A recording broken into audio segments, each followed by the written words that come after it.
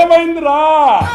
నేనేదో friendship day అని మా దోస్తు గారు ఫోన్ చేసి పిలితే రాన్రా అన్నా కానీ రారా అని పిలితే పోయినా అంతే. ఇంటికి వచ్చేసరికి కయ్యానికి రెడీ కూర్చుంది. ఈ ఆడవాళ్ళు మొగుడు మీద పెట్టే ఇంట్రెస్ట్ చదువు మీద పెట్టి ఉన్నట్టయితే ఇంటికి కలెక్టర్ ఉండేది. బా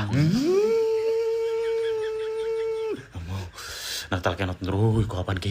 ఎంత కోపం వచ్చినా ఏం చేస్తాను చెప్పు. కోపడే ఉపయోగం లేదు కానీ నిదానం కూర్చొని కొద్దిసేపు ఆలోచిద్దాం. నేను బయటికి పోయి రాగానే ఇంట్లో నా పిల్లం ఇట్లా కాసుకొని కూర్చుంటారా, అందరి పిల్లలు ఇట్లనే కాసుకొని కూర్చుంటారా? ఇప్పుడు నాకు ఒక విషయం అర్థం కాదు. పిల్లలు మొగుళ్ళ కంటే చిన్నే, మరి మొగుళ్ళ కంటే పిల్లలకి ఎక్కువ తెలివి ఎందుకు ఉంటది? వాళ్ళకి నిజంగానే తెలివి ఎక్కువ ఉంటుందా? తెలివి ఎక్కువ ఉందని ఫీల్ అవుతారా? పెళ్లి అయ్యేటప్పుడే అత్తమామ పిల్లకి ఏం తెలదయ్యా, నువ్వు ఎక్కువ చూసి ఉన్నట్టు ఉండాలయ్యా అంటాం. మరి ఏం తెలవనా? ఏది చెప్తుంది నేనంటున్నా, మా అమ్మ అంటుంది. మరి లెక్కను చూస్తే అత్తమామలు అబద్ధవాడు అంటకట్టిరంటవా? మరి లేకపోతే అబద్ధవాడు అంటకట్టకపోతే మరి అదేదో పిల్లల కాడ ఏదో సెన్సార్లు ఉన్నట్టే. మందాగి వచ్చినా కనిపెడుతుంది, దోస్తు గాని కలిసి వచ్చినా కనిపెడుతుంది, తంబాకేసినా కనిపెడుతుంది, అమ్మరేసినా కనిపెడుతుంది, సీరియడ్ అయినా కనిపెడుతుంది. మరి ఇప్పుడు ఇవన్నీ కనిపెట్టడానికి ముందే వాళ్ళ ఇంట్లో ట్రైనింగ్ తీసుకొని వచ్చిందా, లేకపోతే ఇక్కడికి వచ్చినాక తెలుసుకుందా? అమ్మ దాని గురించి ఆలోచించి మైండ్ ఖరాబ్ చేసుకోవడం ఎందుకు లేదు, పెద్ద సముద్రం. ఇప్పుడు తలకాయ మొక్కలైపోతుంది. ఇంట్లో నుంచి బయటకి ఎట్లా వెళ్ళాలి? ఇప్పుడు ఒక పని చేస్తా, అయితే మోషన్స్ అయితేనే టాబ్లెట్ తీసుకుంటా అని చెప్తా.